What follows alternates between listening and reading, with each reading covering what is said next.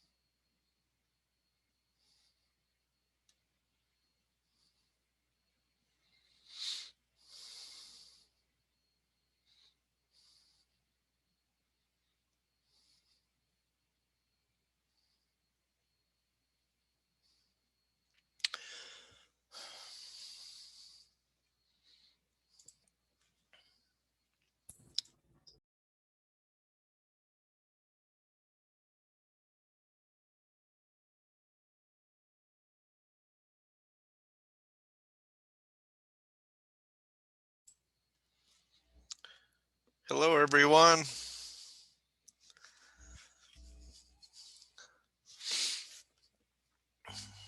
Hello, teacher. Welcome to class today. Yeah, how is your short throat going? I don't have a sore throat. It's just when I talk a lot in class, it sounds strained, I guess. But no, I'm not sick at all. Yeah, But thank lucky you. for you. Yeah, Yeah, I've gotten 2 vaccines and I'm healthy, so I feel good. yeah, lucky for you. hmm Yeah, I have not been sick even for a day. Not even not even a headache.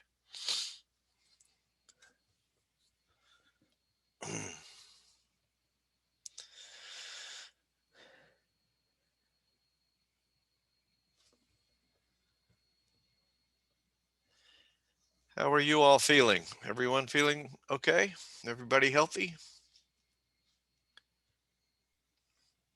yeah, I'm good. Yeah, Glad to hear it.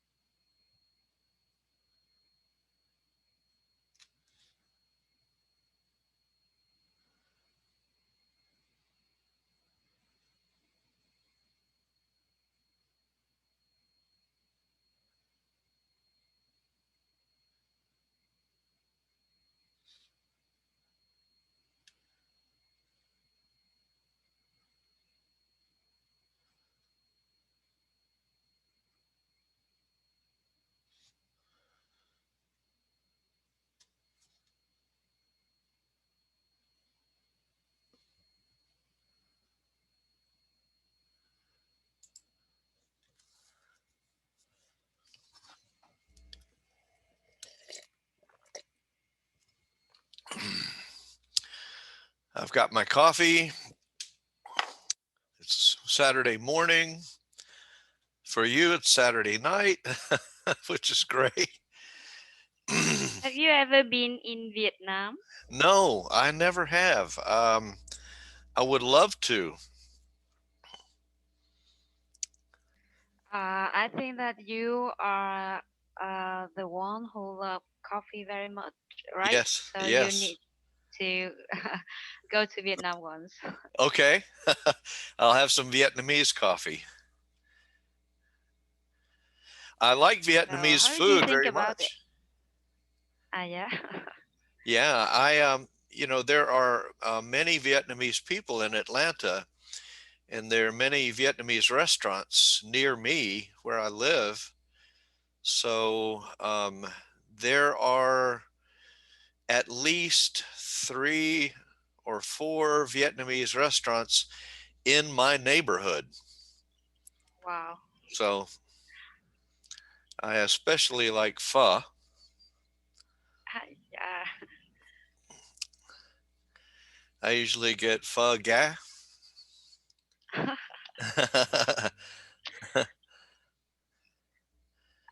How do you think about it? Delicious or It's something? delicious, yes, Yeah. especially when it's winter and cold. Uh-huh. hmm Um, yes, it's excellent So, food. yeah. So how about the special food in Alate? Fresh fruit, fresh food, or fresh fruit. Special food. Oh, passion fruit. Yeah. Um, I don't think I've ever gotten passion fruit. I've had dragon fruit. Have you seen dragon fruit?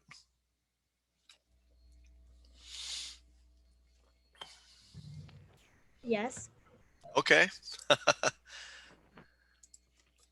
I don't know where dragon fruit comes from. It may come from Mexico.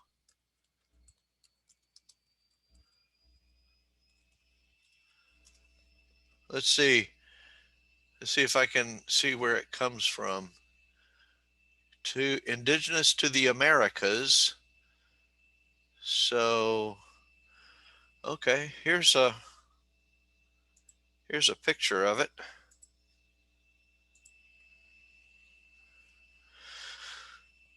They're calling it pitaya, but let's go look at images of it. Here we go. I've had this. This is good.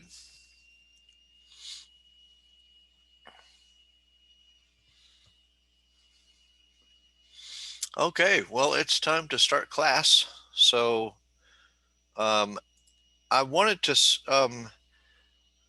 Oh, Chan. Okay, let me see if I can find passion fruit. I don't passion passion fruit. Oh, no, I've never had passion fruit. I've seen passion flowers. I used to have passion flowers in my yard, but I have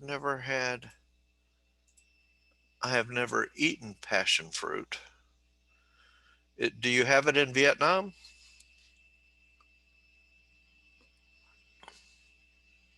Yes, Okay, well, I want to come and to yeah, Vietnam then. many fruit comes from Vietnam. Yes, I bet it does, but Vietnam is so far from Atlanta. Do you know where Atlanta is? American, It, America, sorry. my city is in the eastern part of the United States, so very far from Vietnam. But we do have Vietnamese fruit in Atlanta. We have a farmers market that has food from all over the world. So we're very lucky. Atlanta is a very international city. So it's a good place to live. If you ever want to come to Atlanta, you would I enjoy it. hope. Yeah, I hope too. Okay, I thought that I would start class today by just showing you some books that you might be interested in. These This first book is called Strunk and White: The Elements of Style. This is it's a little thin handbook, um, but it has rules for writers.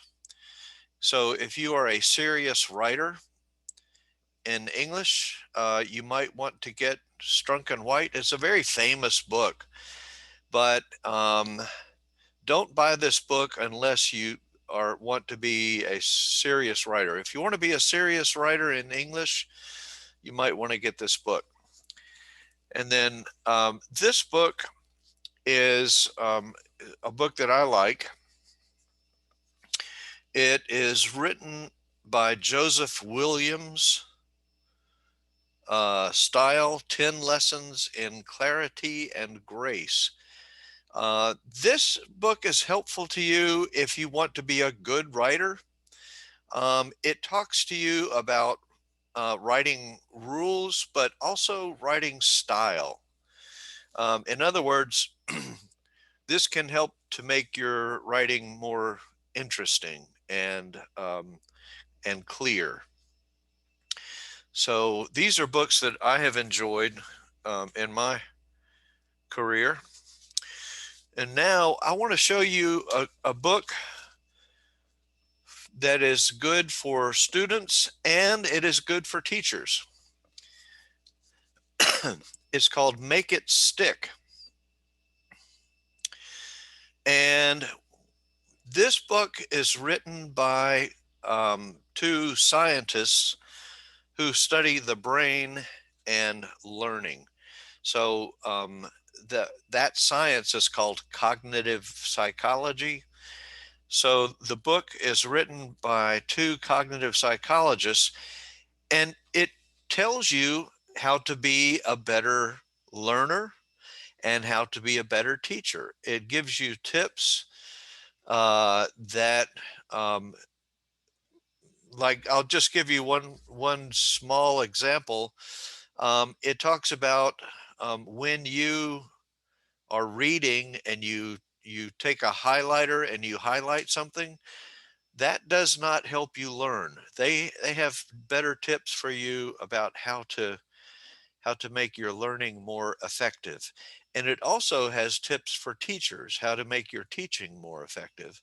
So I recommend this book for everybody who is in school, teachers and students. Make it stick.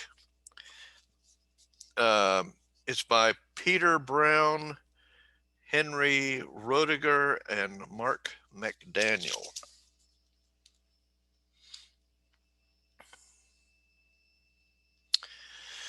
And it's a fairly recent book. I think it was written, let me see, I think it's about 5 years old. Okay, copyright 2014. So it's about 6 or 7 years old, but it's a good book. Okay, let me close that and let me pull up this document. Oh, not that document. The other one. Okay. How exciting studying English on Saturday night. We'll try to make it fun if we can, okay? I tell you what, we'll start by dancing, okay? Because this student wrote this sentence. In a world where technology develops like a dance, people, especially young people, are susceptible to prolonged loneliness. Okay, well it's unconventional, it's imaginative, and it's interesting. I think because there's so many different kinds of dance, you might want to say what kind of dance, but it is I liked that when I read that. I thought, oh, that's interesting. I like it when people are unconventional and imaginative.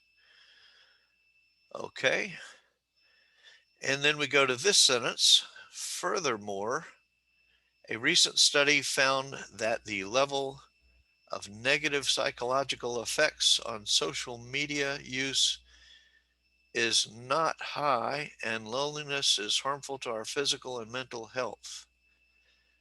Okay, I think maybe somebody put the word not by mistake. The level of negative psychological effects. I think they wanted to say it is high. So what you have to do is you have to proofread carefully. Does everybody understand proofread? It just means after you finish writing, go back and read it carefully. Now, um, I am my worst proofreader because when I read my own work, sometimes I assume things that may not be true. So if you can get a friend to proofread something for you, that's a good idea. So I think somebody did not mean to put the word not in there. All right. So be careful. Um, okay. So maybe, oh, yeah. Okay. Sorry. I need to put a page break in there.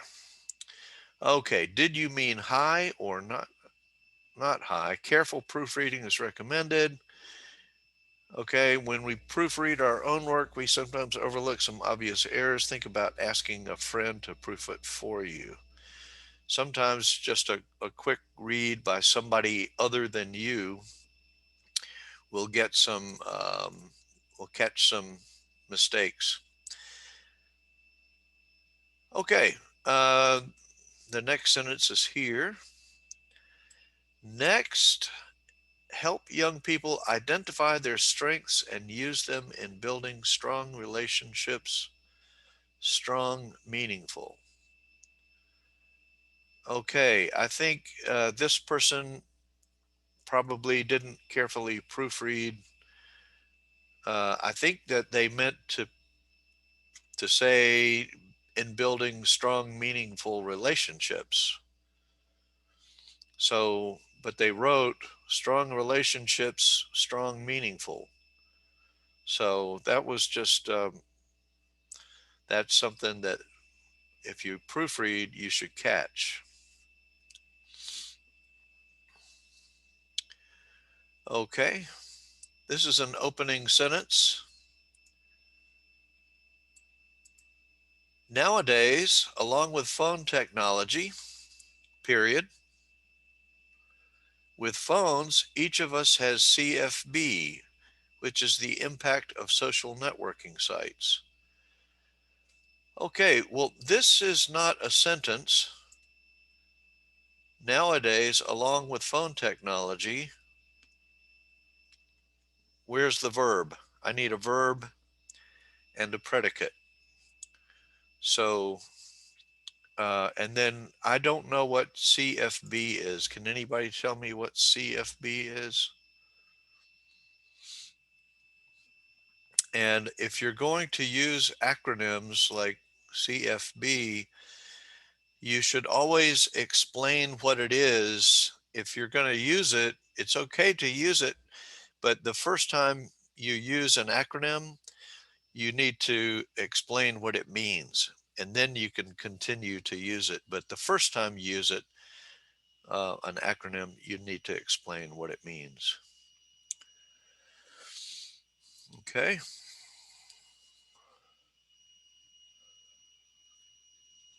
Okay.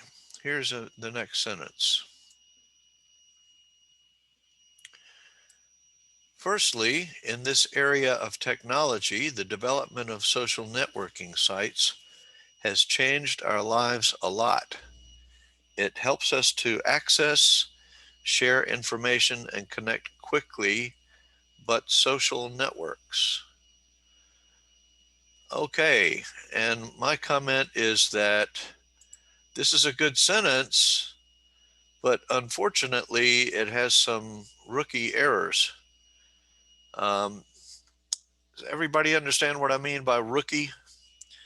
Rookie is like a beginner. Um, okay. So I would say, let's say it this way. Firstly, in this area of technology, the development of social networking sites has changed our lives a lot. It helps us to access, and it allows us to share information and connect quickly.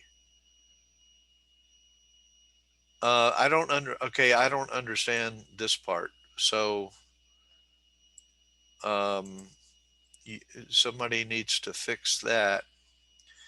It's kind of like you need to finish your thought.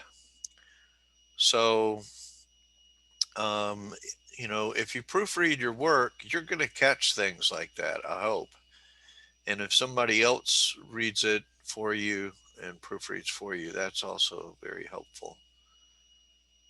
Just get your friend or your brother or sister or somebody, say, would you just read this quickly for me? Okay. On social media, we share any of our thoughts and feelings without needing to thinking whether it should or not. Okay, this person forgot to put a period at the end of a sentence. You have to always put a period at the end of the sentence. I would recommend that you say without stopping to think about whether we should share those with others. Okay, so write carefully and be explicit. Okay, so this that's in orange, I would replace with this. Without stopping to think about whether we should share those with others. Okay, so be explicit.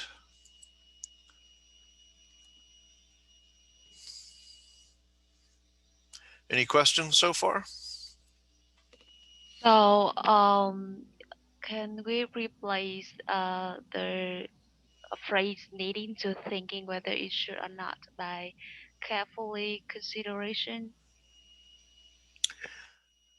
Yes, you can. Um, yeah. Okay, okay. So how would you how would you read that whole sentence then? On social media, we share our thoughts and feelings. Oh, yeah, the so yeah, I got it. That Okay. I should consider the context. Yeah. So yeah, you can use that phrase "careful consideration," or you could you could put that in there some way like on social media we should carefully consider what we want to share. Okay, so the interesting thing about um, writing in English is that you can move things around in sentences. The like I don't speak Vietnamese, so I don't know about Vietnamese, but I speak German, and in German, um, okay, um, let me see if I can just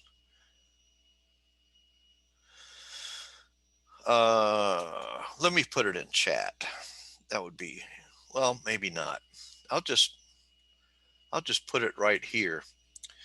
Um, in English, you can say the dog bites the man. Okay. And in German, that would you could say it this way. Whoops. Well, I got my fingers funny.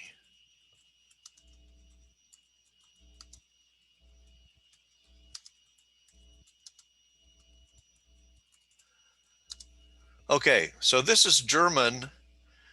The dog bites the man.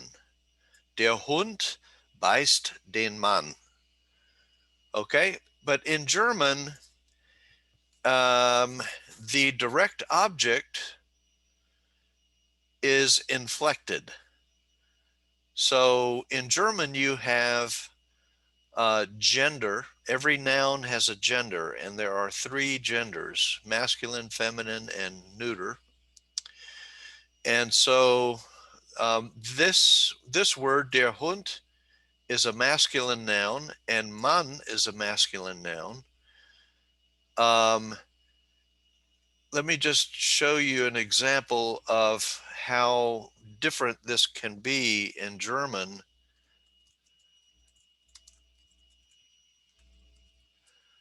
Um,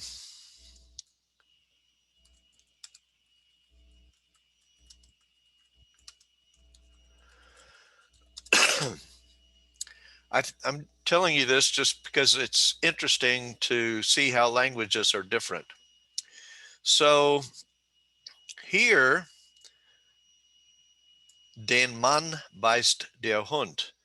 this sentence still means the dog bites the man. And you can tell that because den man tells you that this is the direct object, and der Hund tells you that it is the subject. So German has gender and case, and you can switch the subject and the direct object in German, but you can't do that in English. So in English, you can't say the man bites the dog because that changes the meaning. Okay. All right. That's very interesting. Yeah. Thank you for sharing. So if you, in German, if you said this,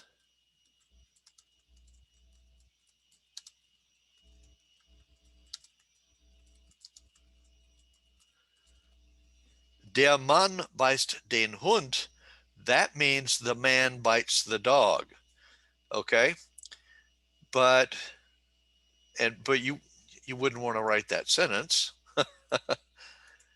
But it is interesting that in German you can switch the position of the direct object and the subject without changing the meaning because it is an inflected language. So, is Vietnamese anything like German in that regard or not? I did get Uh, some, is it? Or, no, Vietnamese is just like the English. okay, Yeah. okay, all right. Um, yeah, you know, the reason that I learned German was because when I went to college, when I was getting my bachelor's degree, I was studying biology and I was going to be a biologist. But they said you have to learn a foreign language. And so my friend was studying German, so I thought, oh well, I'll study the same thing that my friend is studying. Maybe he can help me. Okay. But then when I study German, um, I had an opportunity to go study in Germany and live with a German family. And so when I did that, um, I fell in love with German language, and it was so I came when I came back home. I eventually changed my major from biology to German because it turned out I was really good at learning German, um, which is funny or not so funny actually, because my whole life everybody told me that I was no good with foreign languages. My high school did not allow me to even study a foreign language. And then I went into the American military. I was in the Navy. I was on a ship in South Carolina. We didn't ever go anywhere. But the Navy told me, "No, nah, we're not gonna. You're no good at foreign language, you know." So, you know, they told me I would make a good mechanic or something, but I was.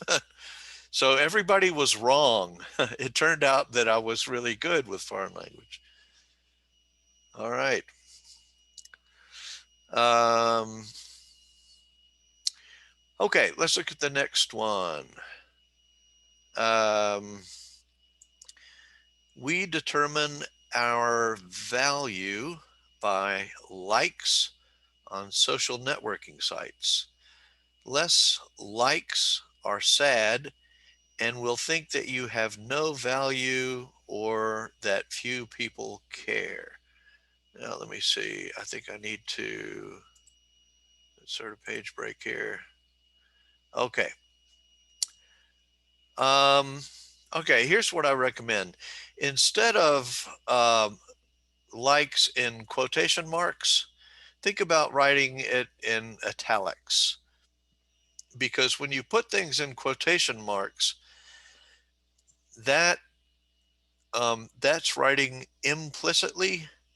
It means that this is like some sort of secret knowledge or something. But it's, I think that using the word likes today, just about everybody understands what you mean. So um, it is new language, but I don't think it warrants quotation marks. I would just put it in italics. So also, you shouldn't say less likes. You should say fewer likes. Does anybody know why? What's the difference between using less and fewer? Does anybody know? Does anybody know what a count noun is or a non-count noun? Uh, Viewers use only with um, countable nouns. Yes.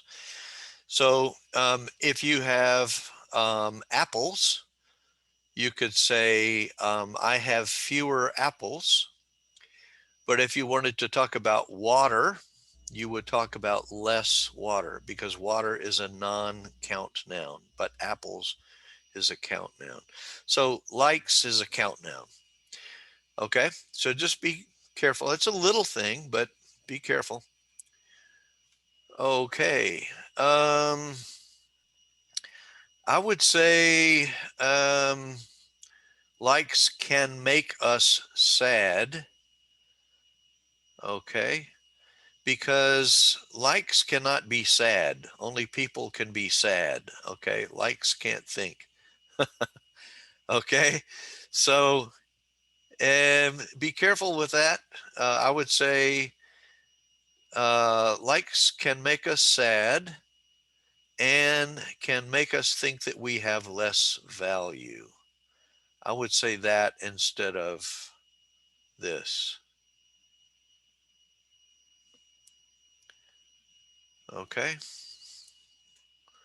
so I would say fewer likes can make us sad and can make us think that we have less value.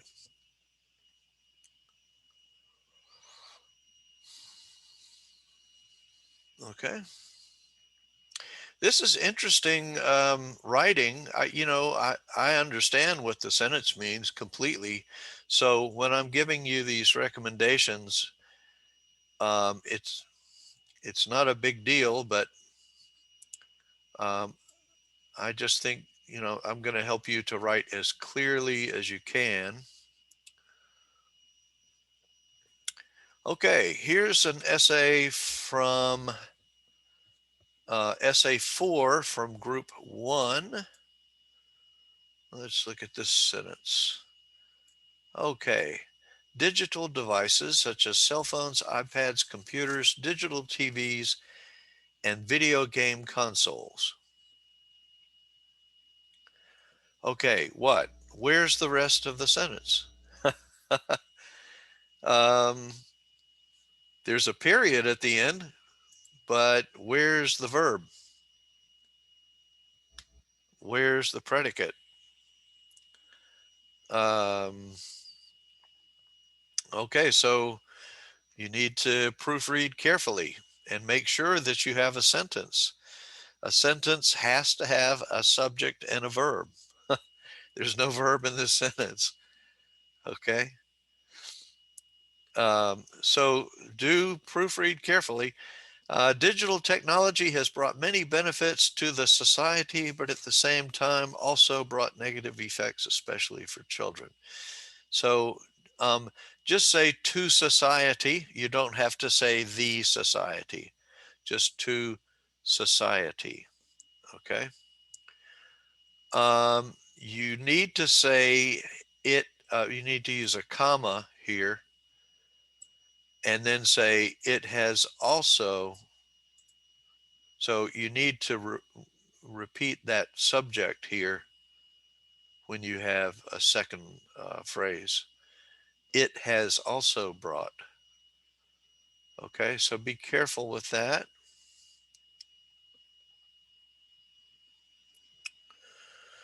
All right. Any questions so far?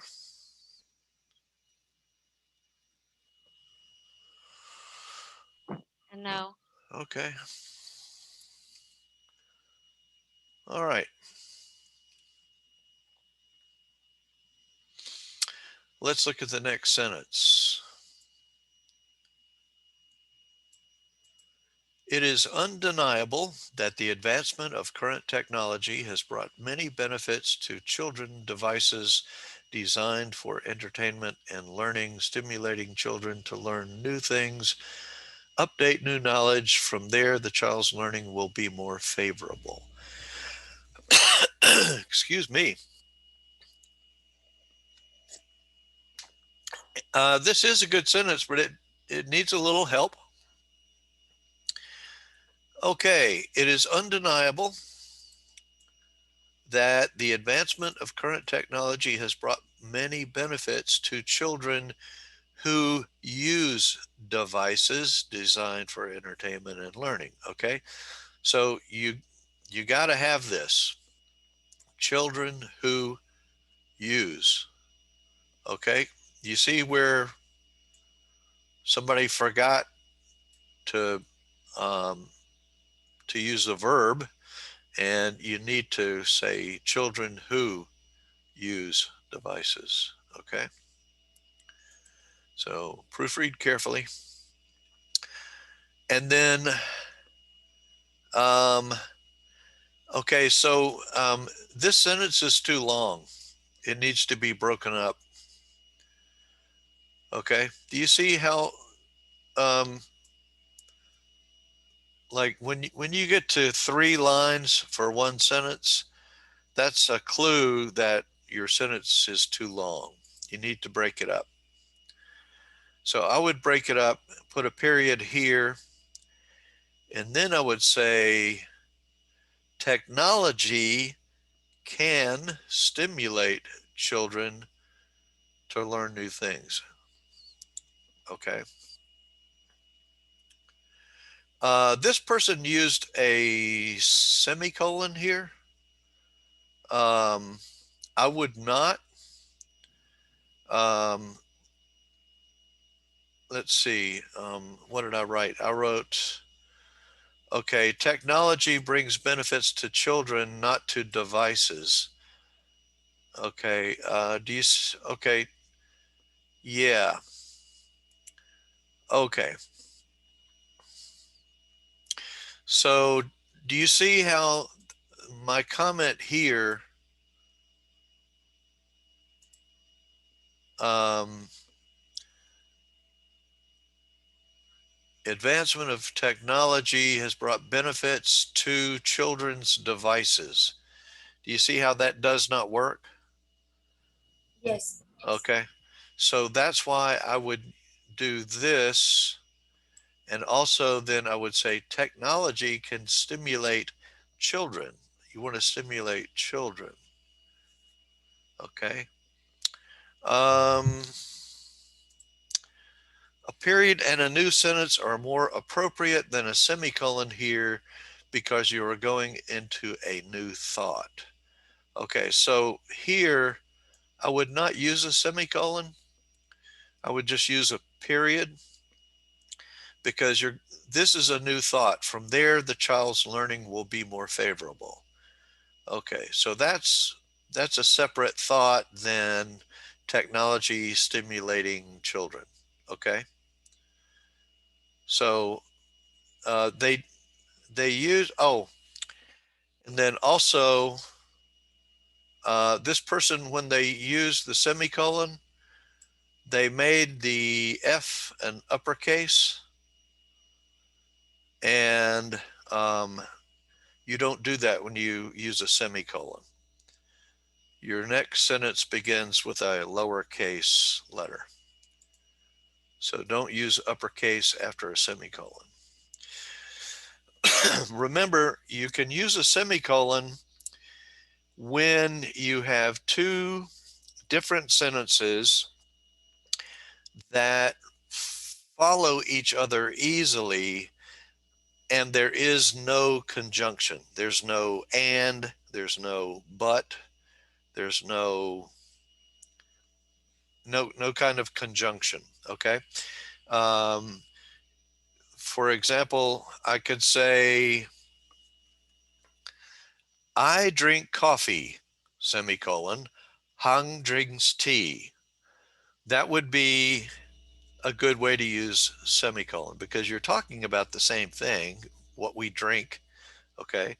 And there's, but if I said, I drink coffee, but Hung drinks tea, then I would use a comma, not a semicolon, because I said but. Okay.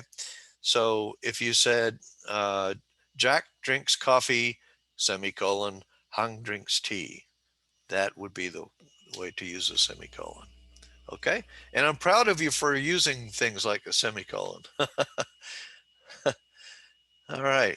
Takes a brave person to use a semicolon. Okay, sir. Yes.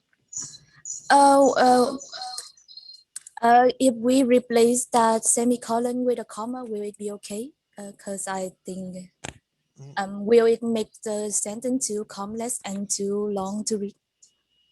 I would use a period. I would use a period because this is a different thought. Oh, thank you. Yeah. Thank you. I understand. Yeah. Um, and if you use a period, it's safe. Okay. Um, Okay, when okay. you have two completely different sentences, and these are two different sentences, because this sentence is about stimulating children, and this sentence is about learning being more favorable. So those are two different thoughts, and that is why I would recommend using a period. And by the way, this book, it's a little book, and it is cheap, and it will give you really good rules about when to use a comma, when to use a colon, when to use a semicolon, when to use a period, things like that. It's kind of like, when we talk about a book uh, in the United States, when we talk about a book that's very important and we rely on it a lot, we say, this is the Bible. Okay. Because of Christianity, we have in the United States, there's Christianity. And when we talk about a book that's an important book, um, people will say about Strunk and White, the elements of style, they'll say, this is the writer's Bible. Okay. So it's an important book. It can help you. It can make life easier for you when you're a writer. And every um, writer in the United States knows this book. Um, they have it on their bookshelf somewhere. Every writer in the United States knows Strunk and White. Um, now, you know, I'm a little weird because I love language. I love grammar. Um, you know, I, but it's because I taught German for so long. I had to learn language, and I had to spend a lot of time because I don't have any German relatives. I didn't know anybody who spoke German, so it was very difficult for me to learn that language, and I had to do it. Um, I was a rookie. I was a beginner. I didn't know any German or any German people, so I learned it the hard way by using books. And what I found out is that when when you become a teacher, it's not enough to just know the language. You have to be able to explain things.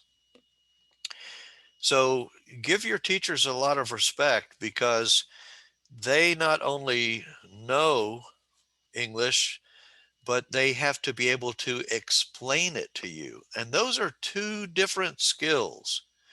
So if you really want to learn something, by the way, one of the things that this book says is that if you really want to learn something, explain it to somebody else. Okay? Because that is a very good test of, do you really know what you're talking about? Okay. If you can Yes. explain it to somebody else, then that will help you to learn. My father said to me that the best way to learn new things is teaching them to others. Your father is a wise man. All right. And he has a wise daughter too. Okay. All right. Thank you. Yeah. All right. Well, uh, being a teacher is a very it's a wonderful profession. Um, uh, but you have to learn to do it. Okay. When I was uh, the first time I had a job teaching, it was teaching German, and I was teaching high school students here in Atlanta. And I didn't, I was not a very good teacher my first year. So I struggled. I had to learn to be a good teacher, and it was not easy. One of the things in the United States is, um, you, if you're going to become a teacher, universities in the United States are not very good at teaching teachers how to be teachers. And there's another book called Build a Better Teacher um, that talks about that. But anyway, it takes work to be a good teacher. All right. There are good teachers and there are bad teachers. In the United States, there are lots of bad teachers. Okay. I'm sorry.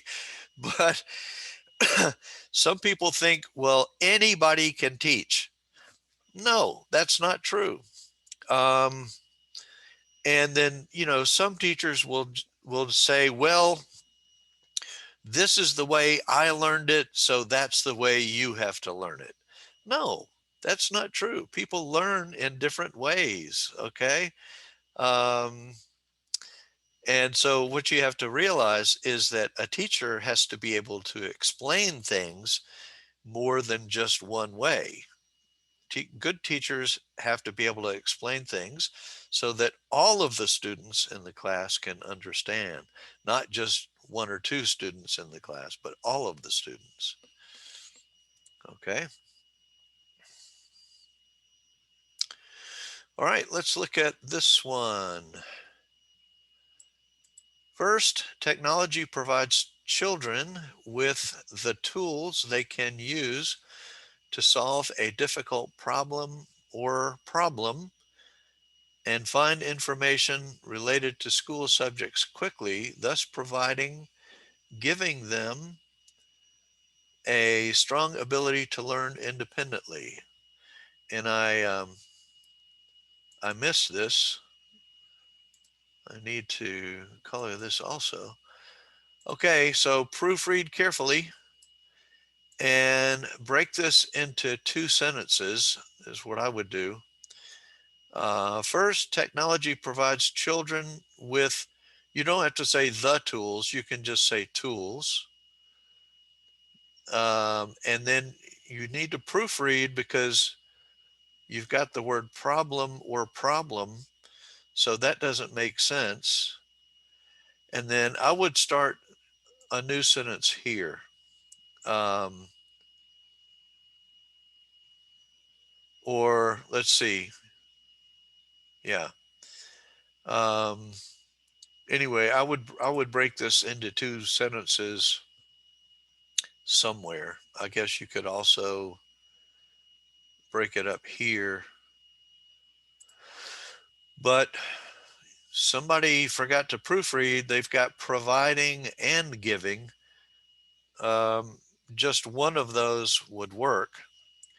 Either you could use either giving or providing, but don't say providing giving. So proofread carefully.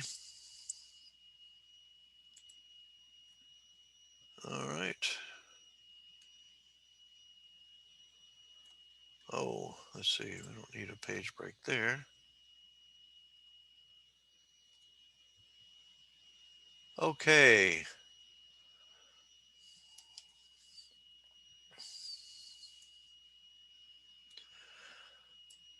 On the other hand, technology brings many benefits to society, but we also realize that technology also brings some undesirable negatives that adults need to monitor and explain carefully to help children have something look right.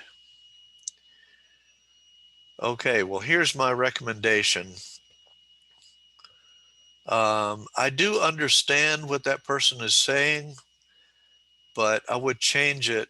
I would make many different changes to this. Okay, I would say technology brings many benefits to society, but on the other hand, we also realize that technology also brings some undesirable negatives. Actually, I don't want to say also twice. I want to take this out. We also realize that technology brings some undesirable negatives. Adults should supervise their children's use of technology, assist them with it, and limit use when appropriate. Okay? I This didn't make sense to me. Um, so I'm guessing that this is what they meant. So have something look right. Um, I didn't understand that. So I'm guessing that this is what that person meant to write.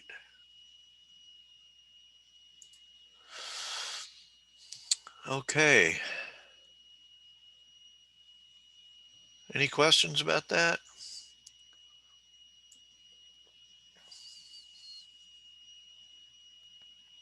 No. Okay.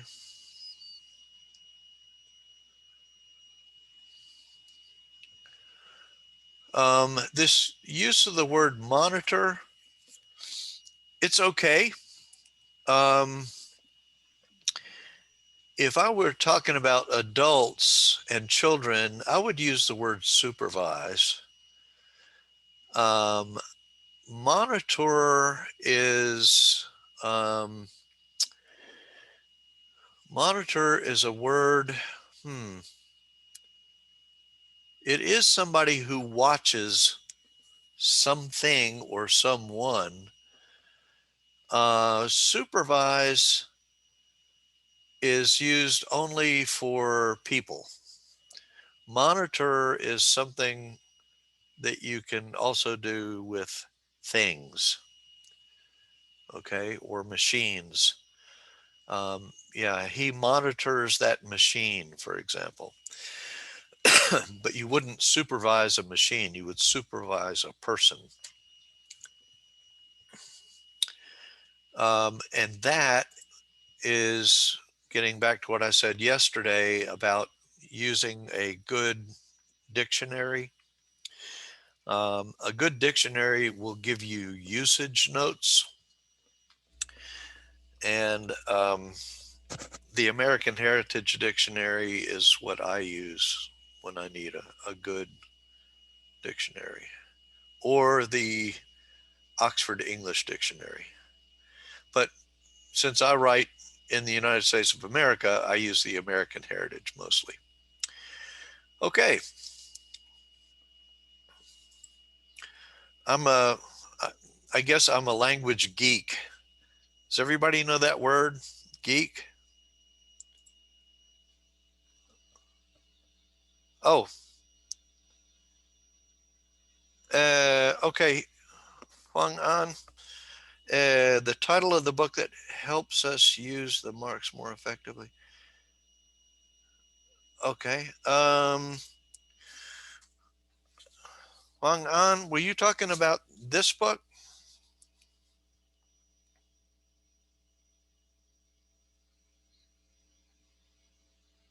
I'm talking to 01G7 Huang An. It's called The Elements of Style. It's also called Strunk and White, but this is the official title of the book. Um, uh, yeah, it's called The Elements of Style. I'll put it in chat.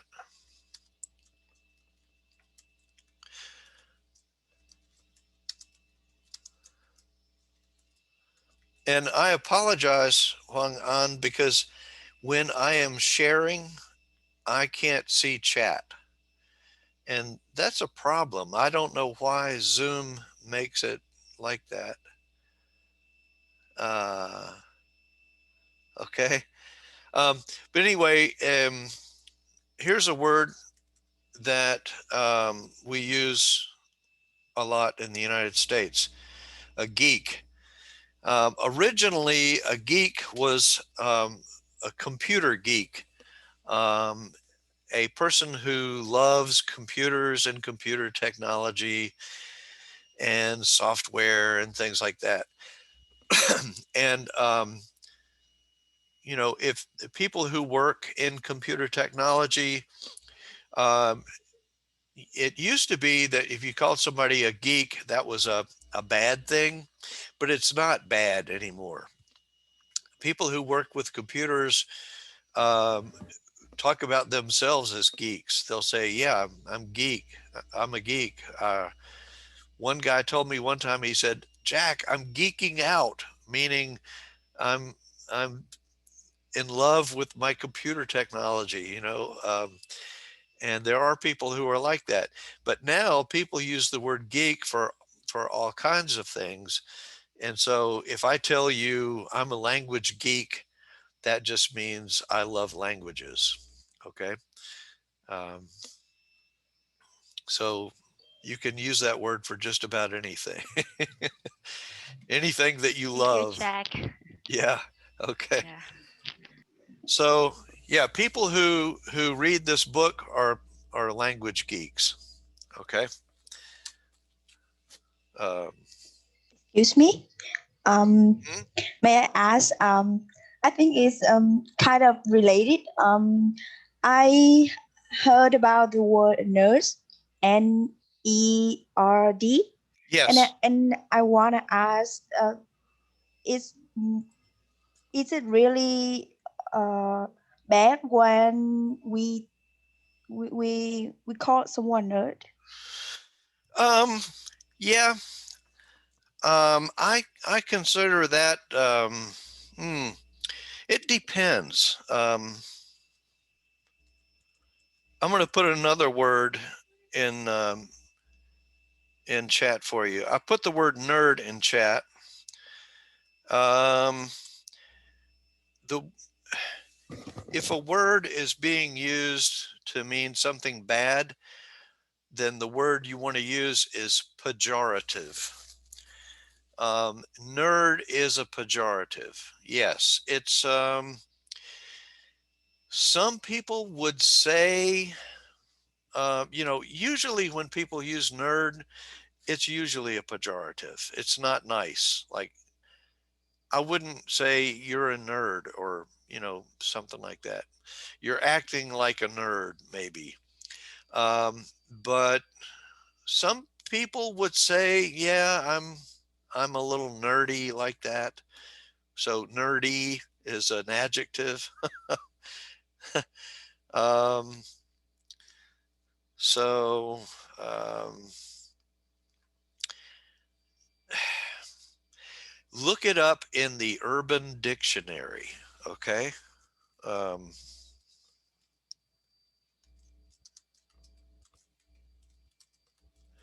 the thing is, okay, I'm going to put that in chat, but be careful because the Urban Dictionary is for adults. It's not for children, okay? There are words in there that are adult words. Um, but the thing is, that's a very good question. I would say that nerd is, be very careful with that because it is usually pejorative. Um, like, I wouldn't like it if somebody called me a nerd, but other people might not mind being called a nerd. So I would just say be very careful.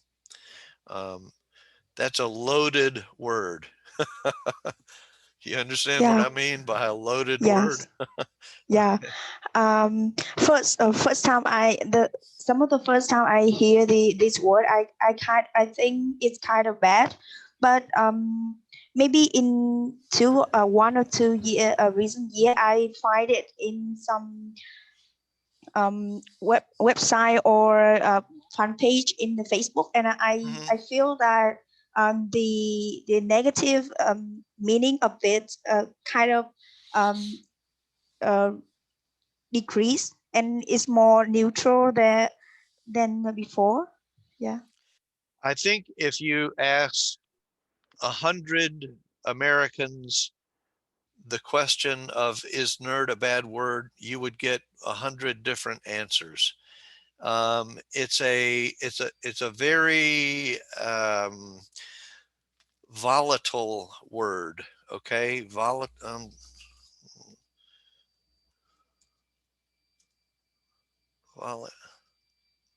volatile. Okay, uh, look that word up. Volatile. It's a very volatile word, meaning it it can change depending on who you're talking to and what you're talking about and how people feel. So um, I would just be very careful using the word nerd. Um, Yeah, I got it. Thank you. but everybody knows what it means. Okay, Yeah. it's a very widely known. There's even a movie called Revenge of the Nerds. Have you seen that? I haven't seen it. I know it exists. It just means that when kids were in high school, they were nerds, meaning they studied computers and computer technology. And then when they got older, they got rich by using computers. And so that's the basis of the movie Revenge of the Nerds. Okay, so when they were in high school, people called them nerds, and that was a bad thing. But then when they got older and they used computers to get rich, then they were cool. Okay. So, um, yeah, be careful. But if you want to, learn about words like that, the Urban Dictionary is a good source for that. Um, it's American slang changes so often and so fast. Um, so anyway, Yeah, I got it. okay. Thanks. All right, everybody. It is 9 o'clock. Why don't we take a short break? Just take a few minutes, not too long, and just take a quick break, and then we will come back and look at some more stuff.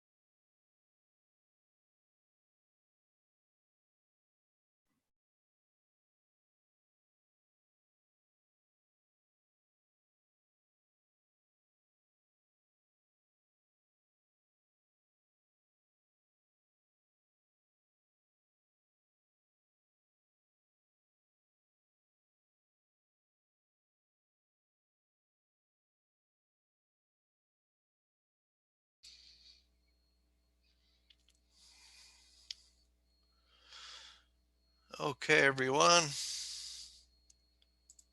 Oh, did I not send that out? Okay, let's come back from the break now, please. Hello again. Hey, all right.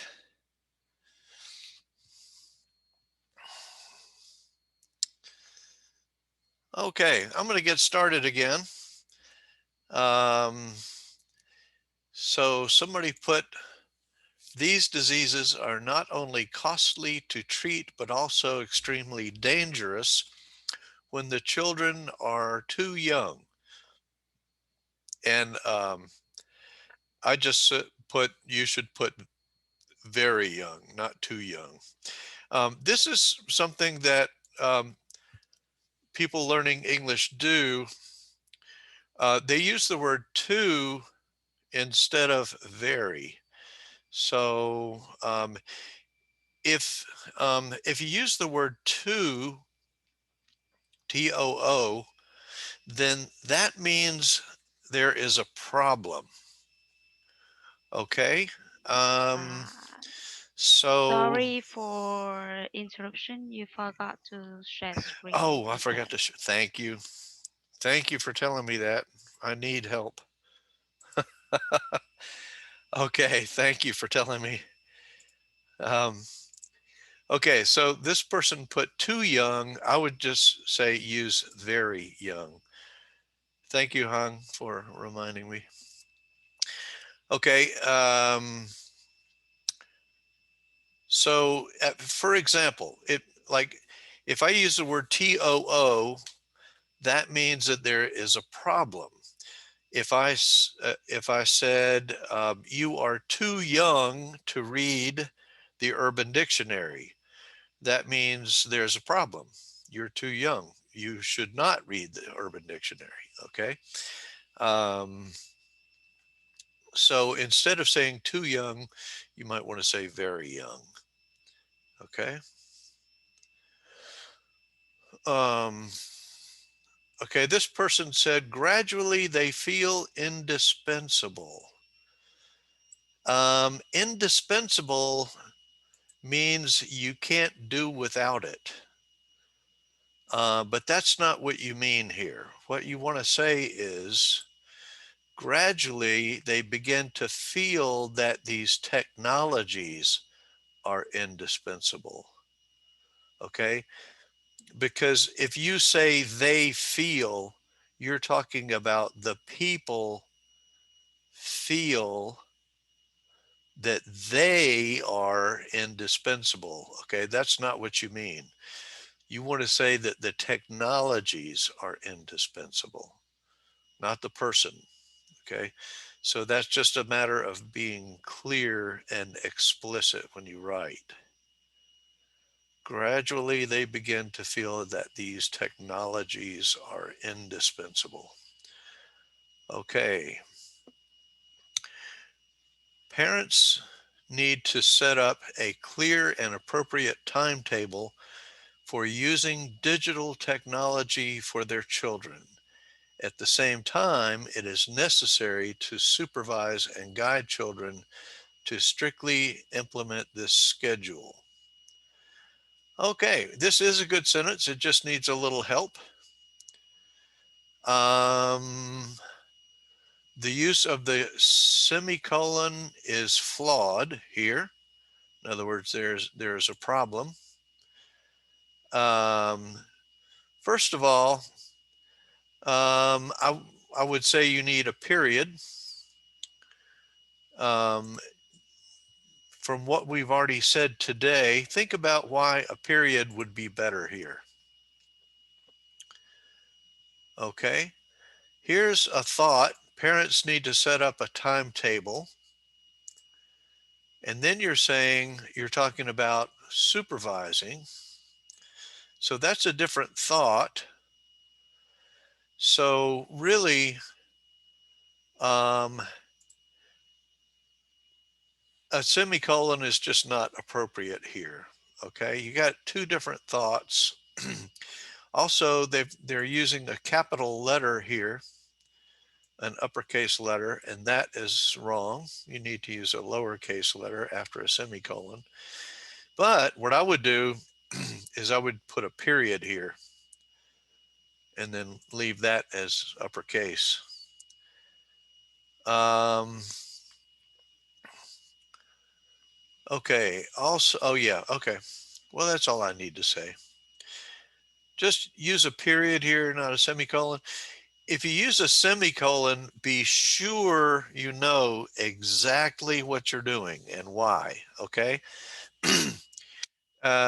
Using a semicolon, I will tell you that most Americans don't know how to use a semicolon. It's it's only people who are in the business of writing and editing who really know how to use a semicolon. In the United States, after people leave high school, they forget a lot of the stuff they learned, and using the semicolon is one of them. So, um, um, by the way, I want to commend you for doing such a good job at writing. Some of you write better than some Americans I know, and even the fact that you know what a semicolon is and vaguely how to use it is impressive. So, congratulations. Okay, but when you use a semicolon, be sure you know what you're doing. It's got to be kind of the same kind of thought. Jack drinks coffee, Hung drinks tea. That's the same basic thought, okay? But if you're changing the topic or changing the focus, use a period. Okay. Anyway, I highly recommend this book for punctuation. Okay. But you probably have some very good books there too for punctuation. I can tell because if you're trying to use a semicolon, you must know something about it. Okay. Okay. This person said, on the flip hand, while there are many negative impacts can be connected to technology use, there are many positive impacts as well. Okay. You can't say on the flip hand. That's just not going to work. Um, you need to say on the flip side, okay? And if you're going to say on the flip side, then don't use while right after that, okay? Um, let's see. So anyway, you could say on the flip side, there are many negative impacts, but don't use on the flip side while. That doesn't work. Um, okay, the next sentence is inclusion. Parents and adults can help children get benefits of technology with less negative effects. Okay, I don't understand that. I don't know why somebody would begin with the word inclusion. Inclusion is a noun, and then why a comma? I, I, I don't know what this person means, so I'm just going to say that I don't know how to fix this because I don't understand what they're trying to say. But I will tell you that it's not working. Um, you could start your sentence with parents. Parents and adults can help children get the benefits of technology with less of the negative effects.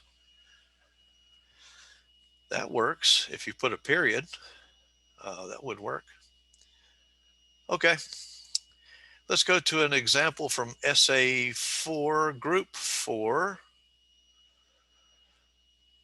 Okay, this sentence, from TV programming to apps on a smartphone or tablet, there are many things that children can be exposed to that can help develop their minds and teach them new things. You can't say help children develop their mind. If you're talking about children, then you need to say develop their minds, plural. Okay. Furthermore, in the context of an ongoing pandemic around the world, technology helps children not miss any lessons or knowledge that teachers teach through online classes.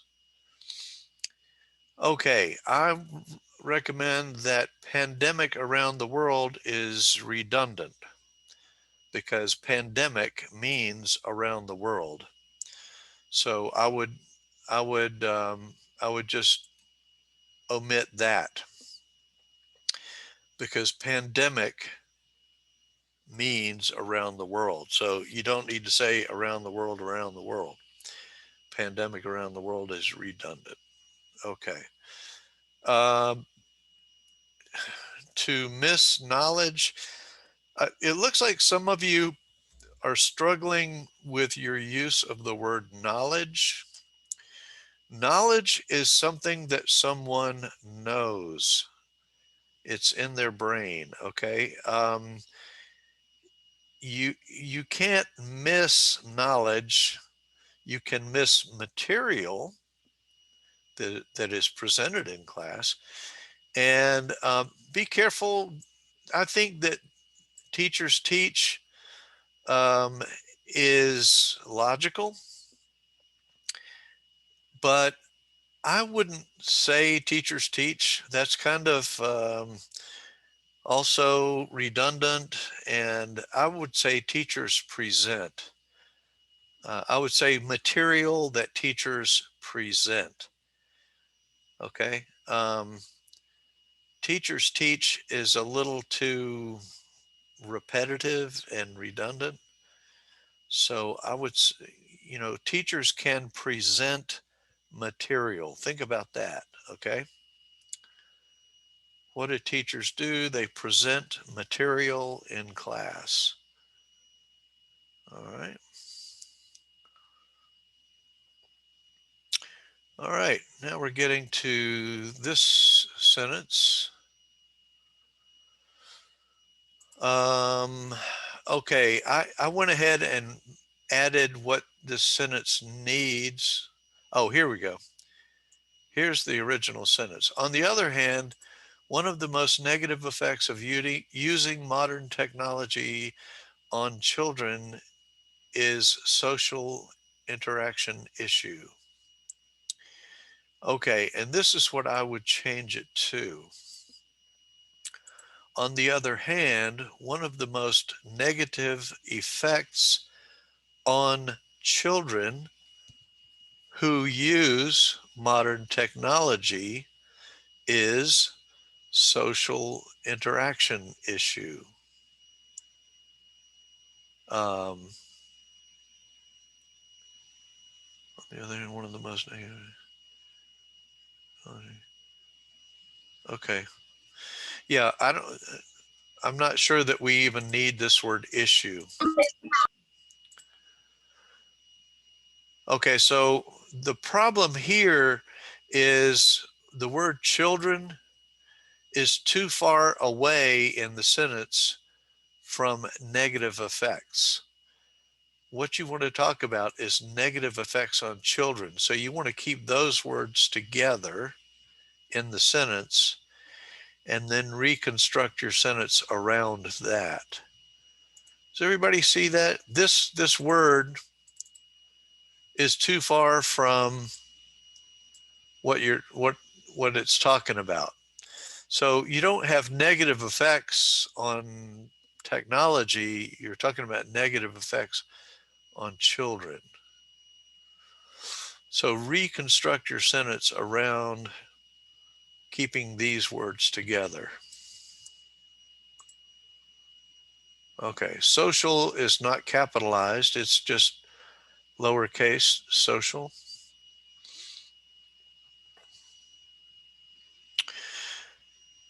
Okay, here's a sentence. For example, in leisure time, instead of having in communication with parents, children tend to play games or watch something on the phone or laptops.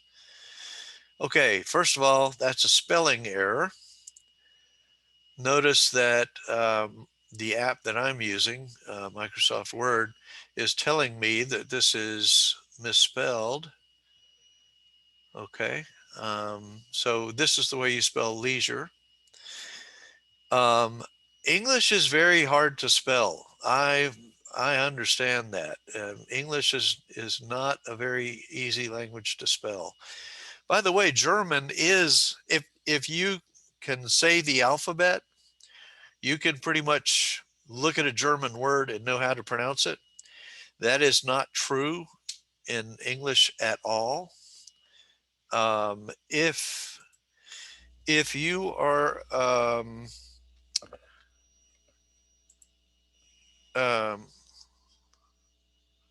if you're a language nerd like me,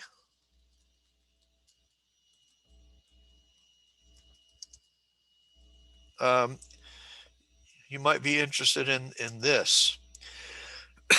Orthographic fit is the way to talk about how easy it is to look at a word in a language and be able to pronounce it correctly. Okay? The orthographic fit of English is not good. It is low. Orthographic fit of German is high. Okay. Okay, let me see. Huang An has written something here. It is by luck for me if I use marks like semicolon. English articles are reliable sources for me. Okay. There is a myth, suppose that English spelling is catastrophic. Yeah. Yeah. Um, the thing is, English is difficult, but English is very powerful. Okay. If you know English, you can go most places in the world and speak English and people will understand you. Okay. So that makes English very powerful. So only smart people like you can learn English. Okay. So even even if you, well, actually, from what I've heard, your English is very good, so you should be very proud. You have learned something Uh, very difficult. All right. All right. I'm going to go back and share. I'm not going to forget to share. All right. So proofread carefully. Make sure you're spelling things correctly. I would say communicate, instead of saying having in communication, just say communicating with, instead of communicating with parents. Okay. And I would say on the phone or laptops. I would say on the phone or on a laptop. Okay. You say the phone, why not say a laptop? Okay. Okay. Take everything into consideration. Technology is an integral part in our lives. Okay, this person did not spell integral correctly. So proofread carefully, and you can see that if you're using an app, you should use an app like Microsoft Word 365 or something. You should be using something to do your writing that will tell you if you're writing in English, it's going to show you if you've misspelled words. Okay. And by the way, you can get Microsoft Word 365 for free. So there's no excuse not to have an app that shows you when you have misspelled words.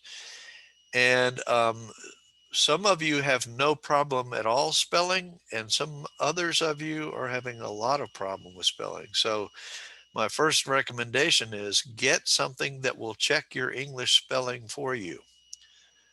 Okay. And just so you know, um, if you go to File and you want to, oh sorry, well, I'm not going to go into that, but just check your settings for your app and make sure that your settings, whatever you're using, will check your spelling for you in English. Okay. All right. Although it has made children lose social interaction, it also helps them in getting more knowledge. Okay, I would recommend saying, although it discourages personal social interaction, it also helps them learn. Okay, be careful how you use this word knowledge. Um, I, I understand the phrase getting more knowledge, but I prefer not to say things that way, especially when you've got a perfectly good word, learn. Okay. Um, I think that's what I would call wordy, using more words than you need. Just use the word learn. Okay. And also, um, I think when you're talking about technology, made children lose social interaction. I wouldn't use the word lose. I would say it discourages. And then I would use the word personal social interaction, because you can you can interact socially using devices, but if you talk about personal social interaction, or you can also use the phrase face to face.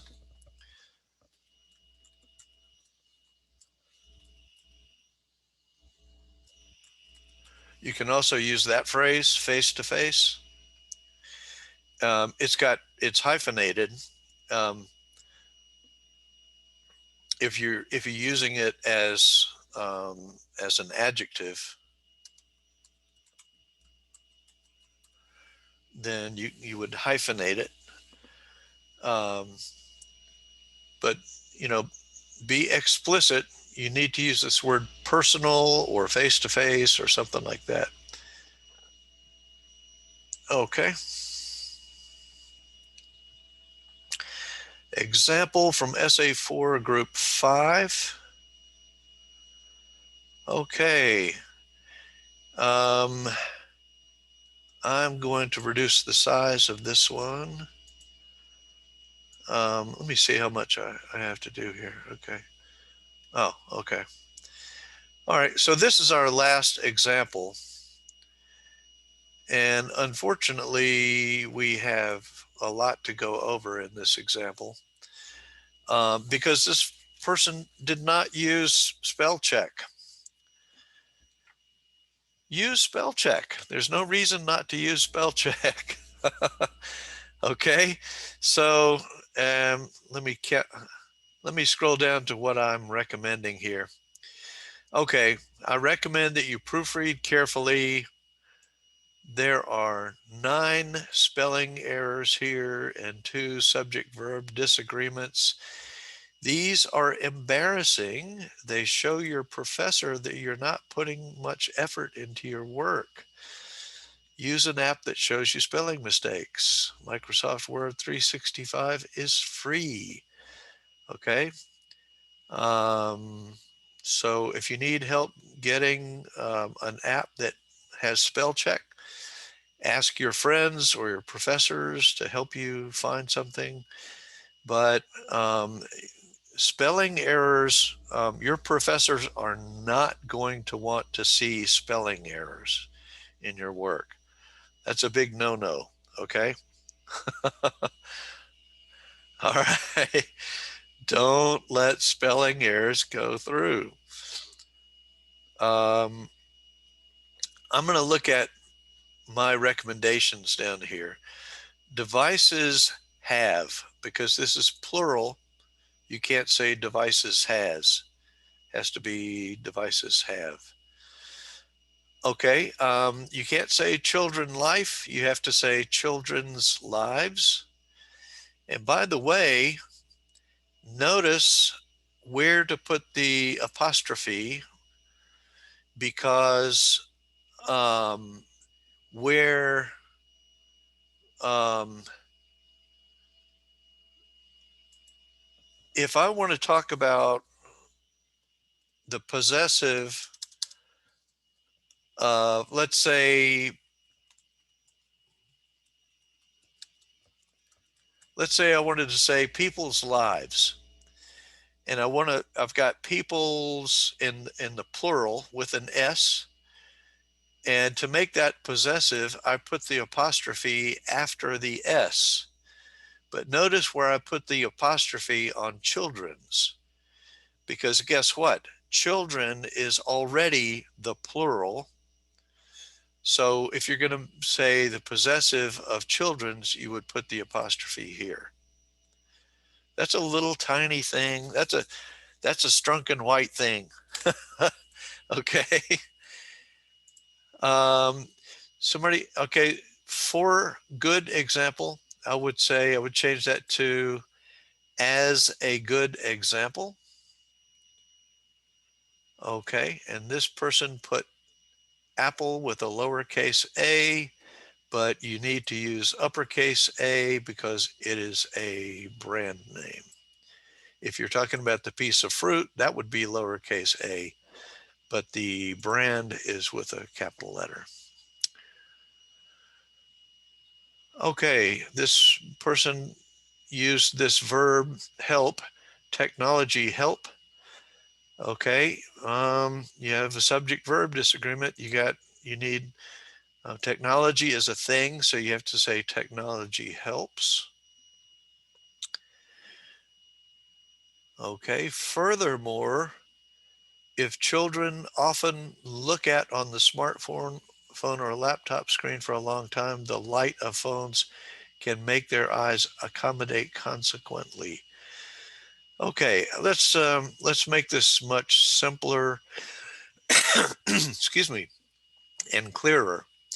If children spend too much time on their devices, it can strain their eyes. Okay? The KISS principle. Keep it short and sweet. Okay. Um, that's all I have. I did take a picture for you during the break. I want to show you, but I had to charge my phone. Let me get my phone.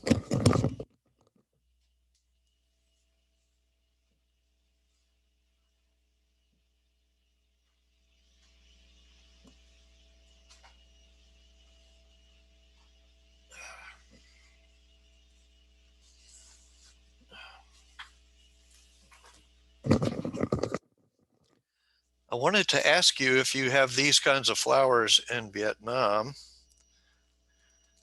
They're called, in English, we call them azaleas.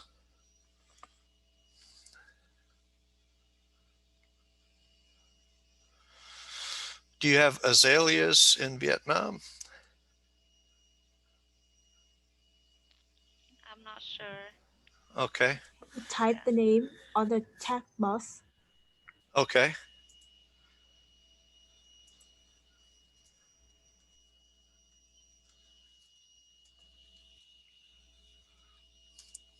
But Azalea. anyway, it's so beautiful. Yes, and they're all over Atlanta in the springtime. Uh-huh.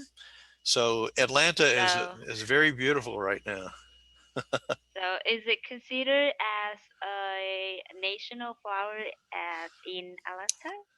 No, I think that azaleas came from Japan. Um, Americans, Cool. yeah. Um, in the United States, a lot of times people will go to another country and find a plant that they like and bring it back to the United States. And that's what happened with azaleas. So I thought maybe Vietnam would have azaleas too. I don't know, but there's no fragrance. You can't smell it, but they are very beautiful. Yeah, maybe because the like lower quality of your image, so I can see it clearly. Uh-huh. Yeah, you can go on Google and just um, type in azalea and see some pictures of it. Um, but these are very typical in Atlanta, but they are not from the United States. I'm pretty sure they're from Japan. Um, but anyway, they're very popular here. Okay, look, everybody, I know that it is Saturday night for you. I don't have any more material for you today, and we do not have class tomorrow, but we will have class on Monday and Tuesday. Okay, does anybody have any questions or comments? Oh, okay, so Tuihan said we do have it here. Okay, good. That's great. All right. Yes. Yes. I planted some vegetables and herbs in my garden in pots the other day. That is I like to grow things that I can eat as well as flowers. So I grow You are tomatoes. very like practical. Well, my children are grown and gone, so now my plants are like my children. I take care of them, Uh, anyway, I think it would be okay to end class a little early since it's Saturday night for you. I would like for you to enjoy your Saturday night. Thanks So, God, it's Friday. yeah. Oh, well, it's actually not Friday, it's Saturday, right? Yeah. Oh yeah. Yep. Okay. Well, thank God it's Saturday. All right. Well, goodbye, everybody. Enjoy your Saturday night, and I will see you again on Monday. Thank Thank you. you for listening today. Thank Yeah. you. It's my honor and my pleasure. Have a nice weekend. Yeah. Bye. See you later, alligator. After a Thank you for while, your Bye. crocodile. presentation. Thanks, everybody. Goodbye.